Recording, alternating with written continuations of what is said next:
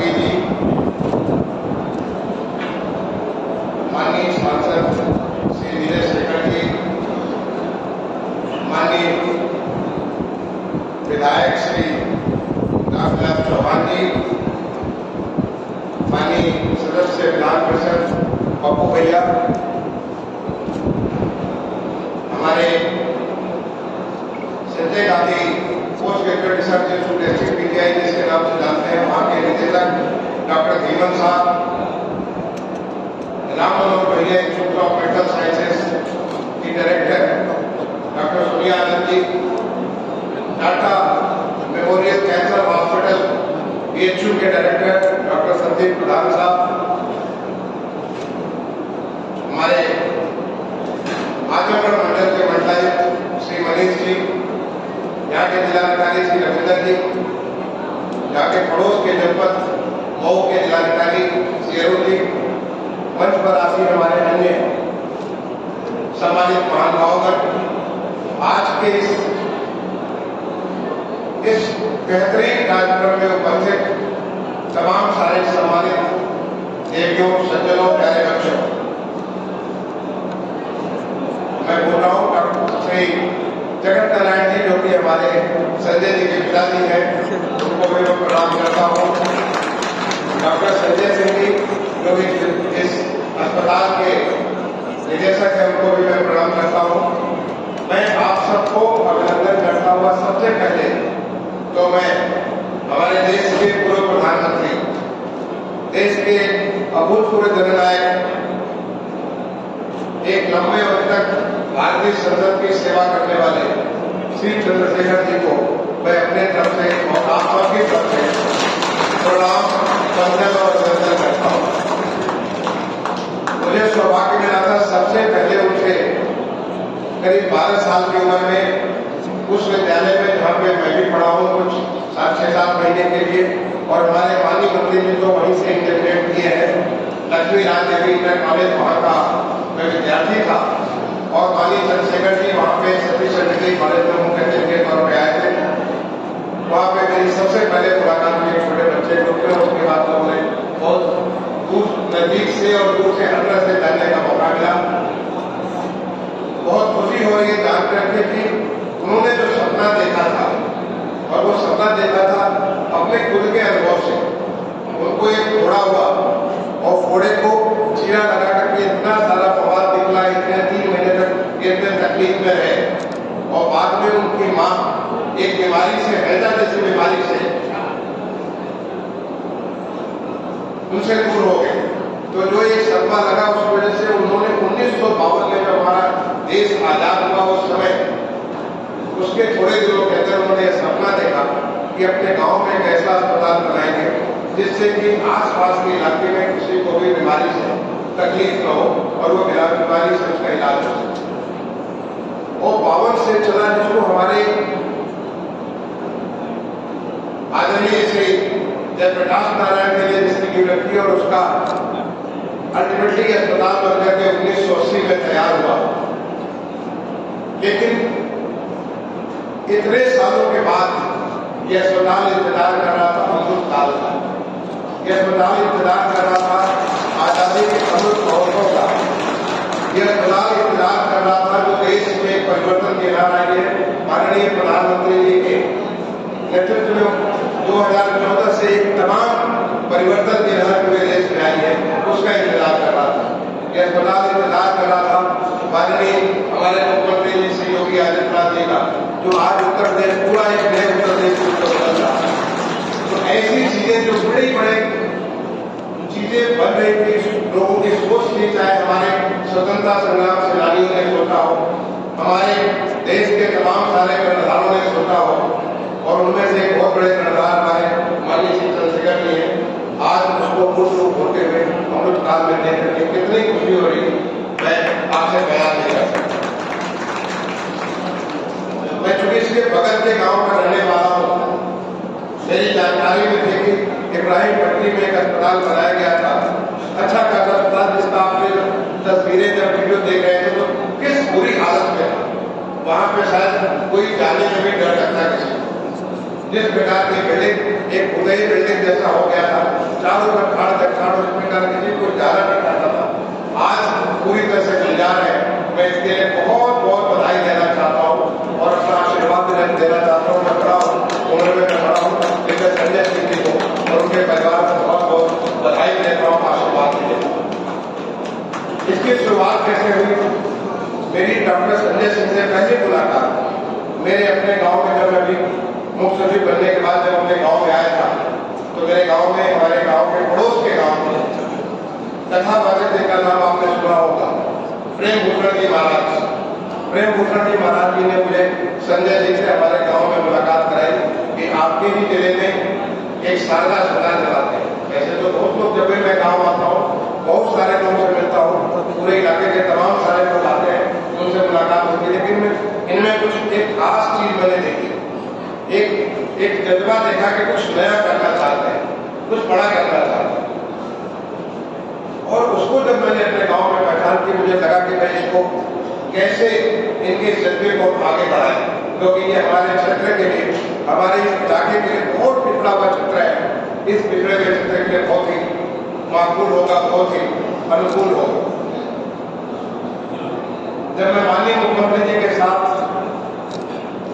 बलिया आया था, 1942 आंदोलन का जो हमारा, जो बलिया का एक खास आंदोलन, जो चित्तू पांडे जी का बलिया को आजाद कर दिया था उन्होंने, उस आजादी की अमृत महोत्सव को मनाने के लिए मैं मुख्यमंत्री के साथ बलिया आया था। तो मैंने निवेदन किया उस समय के जिलाधिकारी सौम्या जी से, अगेन उनको मैं ध्यान करना चाहूंगा, सौम्या के बाद डॉक्टर बरेली की मंडलायुक्त है, उनसे मैंने निवेदन किया कि कृपया माननीय श्री चंद्रशेखर जी के कुछ सुपुत्र नीरज शेखर जी, माननीय सांसद जी को आप बुलाइएगा, उनसे मैं मिलना चाहूंगा। उनके भतीजे प्रभु जी से बुलाइएगा, उनसे मैं मिलना चाहूंगा, उनसे कुछ निवेदन करना चाहूंगा। और वहां पे मैंने संजय सिंह से भी कहा कि आप भी आ जाइए, आपसे भी मैं वहीं पे मुलाकात करूंगा, आपसे कुछ लोगों से मुलाकात करूंगा। मैं धन्यवाद देना चाहूंगा डॉक्टर श्री नीरज शेखर जी का, मैं धन्यवाद देना चाहूंगा पप्पू भैया कि आप लोगों ने मेरे निवेदन को सुना। मैंने आपसे ही कहा कि चंद्रशेखर जी का सपना था, और वो सपना अपने लिए नहीं था, वो सपना पूरे इस इलाके के लिए, पूरे क्षेत्र के लिए था। उन्होंने कुछ बनाया, नहीं चल पाया, लेकिन अब समय अनुकूल है। इस समय देश में एक परिवर्तन की लहर है, देश बदल रहा है, तो क्यों नहीं हमारा इलाका भी बदले, हमारा क्षेत्र भी बदले। मैं बहुत बहुत आप दोनों को, मैं महानुभावों को प्रणाम करना चाहूंगा। दोनों जनप्रतिनिधि हैं और आपने मेरे निवेदन को सुना। संजय सिंह में तो मैं ऑलरेडी वो ताकत देख चुका था। संजय सिंह से मैंने कहा कि मैं आपको इसे लेकर आगे बढ़ना है, और ऐसा मैंने महसूस किया है, ये मैं 40 साल की सार्वजनिक सेवा, भारतीय प्रशासनिक सेवा मैंने देखा है कि जब भी आपकी नियत साफ हो, जब पूरी ईमानदारी और सच्चाई आपके मन में हो, तो कोई भी संकल्प ऐसा नहीं होता जो सिद्ध न होता। ये मैंने माननीय प्रधानमंत्री जी से सीखा है। उन्होंने संकल्प से सिद्धि का जो मंत्र दिया, जो भी संकल्प लिया, जब संकल्प किया तो लोग सोचते थे कि असंभव है।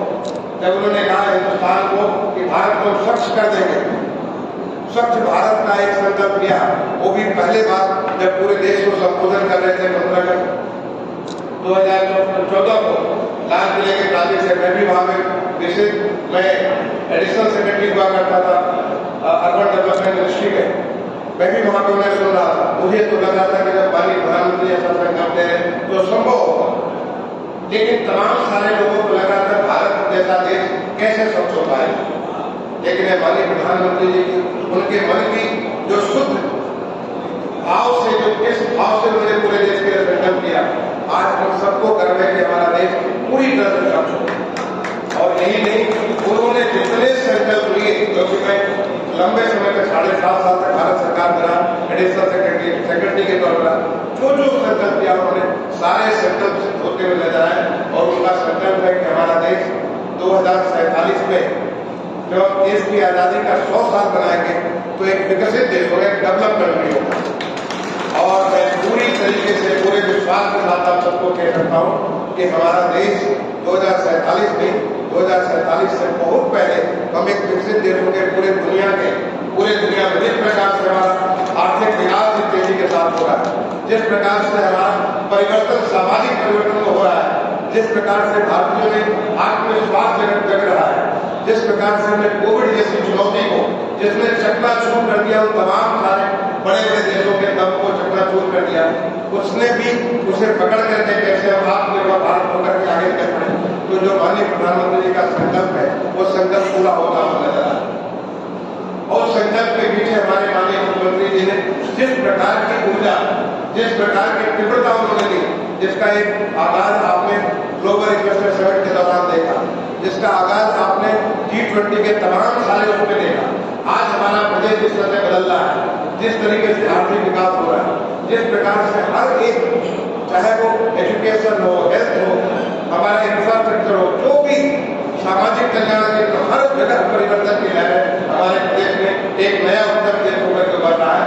तो ये सही समय है कि जब हमारा ये क्षेत्र भी काफी आगे बढ़े, और क्षेत्र तब आगे बढ़ेगा जब यहाँ के नागरिक इस बात को तय करेंगे, जब यहाँ के जो संजय सिंह जैसे लोग हैं, यहाँ के जो नुमाइंदगी करते जैसे लोग, जो अच्छा कार्य करने वाले लोग रहेंगे। यहाँ पे हमारे विनय त्रिपाठी साहब आ गए, चेयरमैन रेलवे बोर्ड के। मैंने विनय त्रिपाठी साहब से निवेदन किया कि सर आप इसी बात में रहने वाले हैं, आप भी आए और आकर के यहाँ पे इस परिवर्तन के भाग बने। यहाँ पे अभी आने वाले डॉक्टर चांद त्रिपाठी साहब, जो कि स्कूल ऑफ प्लानिंग आर्किटेक्चर के नेशनल इंस्टीट्यूट के डायरेक्टर है, जो पहुंचने वाले हैं जगह पर आ रहे हैं, उन्होंने भी यहाँ पे आने को स्वीकार किया, वो अभी पहुंचने वाले होंगे। यहाँ पे हमारे डॉक्टर मिश्रा, जो कि आई के बारे में हिंदुस्तान की बहुत बड़ी ताकत है, डॉक्टर मिश्रा भी इसी वजह से आज उनको सर्जरी करनी थी, किसी बड़े बीपीआई की सर्जरी करनी थी मिलिट्री ऑर्डर में, जिसकी वजह से नहीं आ गए, अदरवाइज वो भी आ गए। ऐसे तमाम सारे लोग जो यहाँ से निकले हुए वो सब एक बार जुड़ेंगे और यहाँ के लोग जुड़ेंगे, तो हम भी, जब देश विकसित होगा तो हमारा प्रदेश भी विकसित होगा और हमारा ये पूर्वांचल का इलाका भी विकसित होगा। विकास की कैसी रेखा पर दूसरे भी है। और ऐसी कड़ी में जो एक सपना चंद्रशेखर जी ने देखा था, उस सपने को पूरा करने के लिए कितनी खुशी हो रही। गांव में सबसे बड़ा तकलीफ किस बात का होता है, आपको बीमारी भी पता ही नहीं चलता बीमारी पता तब चलता जब इतने गंभीर हो गए कि जब आप अब बचाए नहीं जा सकते। तो सबसे पहले डायग्नोस्टिक जरूरी है। और यहाँ पे जब मैं देख रहा था तो डायग्नोस्टिक की हर एक फैसिलिटी वो सारी फैसिलिटी यहाँ पे डॉक्टर संजय सिंह और टीम ने धीरे धीरे सब कुछ खड़ा कर दिया और भी बहुत आगे बढ़ने का रास्ता है। और इसी को देखने के लिए डॉक्टर धीमन आए, यहाँ पे डॉक्टर प्रधान साहब आए, डॉक्टर सोनिया जी आए हैं, और यहाँ पे हमारे टाटा मेमोरियल हॉस्पिटल बॉम्बे से भी डॉक्टर चतुर्वेदी आने वाले थे। किसी जरूरी कारण से उन्होंने 3 दिन पहले फोन किया कि नहीं आ पा, वो भी आने वाले थे। ऐसे तमाम लोग इसमें यहाँ से जुड़ेंगे। मुझे मेदांता हॉस्पिटल से डॉक्टर ट्रेन यहाँ पे डॉक्टर देखने को मिले। ऐसे बहुत लोग जुड़ेंगे, क्योंकि जब आप अच्छा काम करते हैं तो याद करिए, पंडित मदन मोहन मालवीय के पास कुछ नहीं, लेकिन उन्होंने एक संकल्प किया, भारत पंडित मदन मोहन मालवीय ने एक संकल्प किया कि मैं एक विश्व स्तरीय विश्वविद्यालय बनाऊंगा। और देखते देखते उन्होंने भारत जो हमारा बीएचयू है, बीएचयू की उन्होंने 1916 में स्थापना कर दी। तो उतना कुछ नहीं था, इतना बड़ा विश्वविद्यालय जो दुनिया का विश्व स्तर का विश्वविद्यालय है, उसको उन्होंने स्थापित कर दिया। तो एक बार ये तय करने की बात है, और वो तय कर लिया डॉक्टर संजय सिंह ने और यहाँ के लोगों ने। मुझे बड़ी खुशी थी, आपने डायग्नोस्टिक इतनी सारी फैसिलिटी खड़ा कर दी है, इतने सारे इलाज की फैसिलिटी खड़ा कर दी है, ओपीडी की फैसिलिटी खड़ा कर दी है। और ये जब धीरे धीरे आगे बढ़ेगा तो जो सबसे बड़ा लाभ होगा, जो कि अनुबंध हुआ है डॉक्टर धीमन साहब और संजय सिंह के आपके इस अस्पताल के लिए, ये इस अनुबंध के तहत आने वाले समय में हमारा आयरन वहां से अनुबंध होगा, केचू का जो हमारा कैंसर से अनुबंध होगा, कि यहाँ के लोगों को सीधे आप वहां कनेक्ट करें। आज हमारे देश में जिस प्रकार से आयुष्मान भारत के माध्यम से हर गरीब को वो सारी की सारी सुविधा उपलब्ध है, जो किसी एक गरीब को उपलब्ध थी। पहले आम आदमी को बीमारी होती थी, वो तो पूरा गरीबी के नीचे चला जाता, उसके पास इतनी धन दौलत नहीं होती कि अपनी चीजों को बेच करके वो बिल्कुल गरीब हो जाता था, पूरा परिवार गरीबी में चला जाता था। लेकिन जो माननीय प्रधानमंत्री जी ने आयुष्मान भारत के माध्यम से हर एक गरीब को बीमित कर दिया। लगभग 50 करोड़ लोग से 50 करोड़ से ज्यादा लोग बीमा के साथ शामिल हो गए। तो अब वो किसी भी अच्छे अस्पताल में जाकर अपना इलाज कर सकते हैं। एक बार आपको जानकारी मिल गई तो फिर यहाँ से आप बेचू जा सकते हैं, आप बॉम्बे जा सकते हैं, आप लखनऊ जा सकते हैं, हर जगह आपका इजाज हो सकता है, क्योंकि पैसा आपके सामने, पैसे की समस्या कभी आड़े नहीं आएगी। ये आपका बेसिक हॉस्पिटल हो गया जहाँ से आप कहीं भी जा सकते हैं। तो मैं इस काम के लिए जो देखिए यहाँ पे जो हड्डी का विभाग हो, यहाँ पे मुझे बड़ी खुशी भी, डॉक्टर साहब का नाम मैं भूल गया मैडम का, कि जो बच्चा पैदा होने के लोगों को तकलीफ होती है तो IVF की फैसिलिटी इस हॉस्पिटल में जो एक नई टेक्निक आई है, उस नई टेक्निक से बच्चा के बारे में आप यहाँ पे डॉक्टर साहब इतने साल इतने अनुभव के बाद बताया कि 2000 ज्यादा बच्चे आप इस IVF टेक्निक के माध्यम से कर चुके, वो भी इस अस्पताल में आपकी सेवा दें और बहुत सारे लोग वॉलंटियरली आकर सेवा दें, क्योंकि एक बार आपकी नीयत अच्छी है, आपकी नीयत अच्छी है, आप अच्छा काम करना चाहते हैं तो हर कोई ऐसे संकल्प के साथ वो जुड़ जाएगा और जुड़ करके हम लोगों को फायदा पहुंचाएगा। तो मैं अपने तरफ से वो हमारे जिलाधिकारी और मंडलायुक्त क्योंकि जो सौम्या जी और रविंदर ये दोनों ने इस अस्पताल को आगे बढ़ाने में काफी मदद किया, मैं दोनों की तारीफ करना चाहूँगा। हमारे मंत्री जी जो जहाँ के मंत्री अभी यहाँ पे एक और मेंबर पार्लियामेंट में निवेदन किया, 5 साल वो भी थे जब पीछे बलिया बैठे थे, वो भी आने वाले, सबने इसकी मदद की। और अभी तो हमारे चंद्रशेखर जी के, हमारे माननीय प्रधानमंत्री जी के शर्मा जी आए थे यहाँ पे दिल्ली शहर में, वो भी एक बहुत बड़ी घोषणा करने वाले थे आगे अस्पताल में क्या देने वाले हैं। तो ऐसे तमाम सारे लोगों को इस अस्पताल के साथ जुड़ करके जाकर लोगों को जो सुधार मिलेंगे, मुझे लगता है कि अगर जो हमारी सनातन में आत्माएं कभी बढ़ती नहीं है, जहाँ कहीं से भी चंद्रशेखर जी अगर देख रहे होंगे, मैं समझता हूँ कि आज सबसे ज्यादा पसंद अगर कोई योगा करवा रहे पूर्व सामान्य प्रधानमंत्री चंद्रशेखर जी होंगे, जो भी लोग देख करके आशीर्वाद दे रहे होंगे, हम सबको आशीर्वाद दे रहे होंगे, हम सबको आशीर्वाद है। उन्होंने सपना देखा, उस सपने को इस अमृत काल में आपने साकार किया। तो मैं इस पूरे इलाके के आप सबको बहुत बहुत बधाई देता हूँ, बहुत बहुत शुभकामनाएं देता हूँ और आशा करता हूँ कि अस्पताल अब दोबारा उस पुरानी स्थिति में जा करके आगे और आगे बढ़ता जाएगा और अच्छा सेवा करेगा। ये इंश्योर करेगा कि हमारे लोग इसलिए नहीं जीवन खो बैठेंगे क्योंकि उनको उनका सही से डायग्नोस्टिक नहीं हुआ या उनका इलाज नहीं हुआ या सही जगह पर रेफर नहीं किया।